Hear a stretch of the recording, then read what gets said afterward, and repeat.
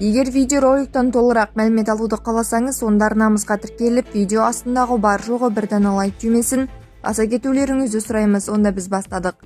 Энергетика министрлігі 2023 жылғы 6 маусымдағы бұйрығымен Қазақстан Республикасының ішкі нарығында тауарлық газды көтерме саудада өткізудің шекті бағаларын бекітті деп хабарлайды Turkistan.kz. 2023 жылғы 1 шілдеден бастап 2024 жылғы 30 маусымды қоса алған кезеңге қосылған құн салығын есепке алмағанда газдың 1 текше метрі үшін шекті бағасы теңгелген.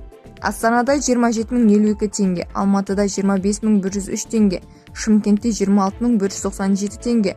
Бұл ретте бағаны 2028 жылғы 1 шілдеге дейін кезең-кезеңмен көтеру қарастырылған деп жазады Zakon.kz.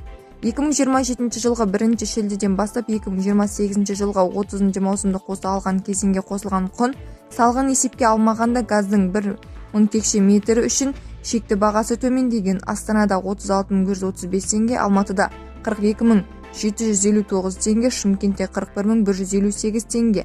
Басқа өңірлердегі бағаларды мына жерден көруге болады.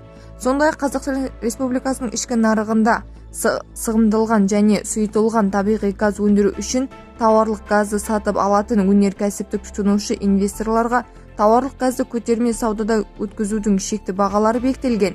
Бұйрық 2023 жылғы 8 маусымнан бастап қолданысқа енгізіледі. Егер сізді осы және басқа да хабарлар қызықтырса, онда арнамызға тіркеле өтіңіздер. Сау саламат болыңыздар.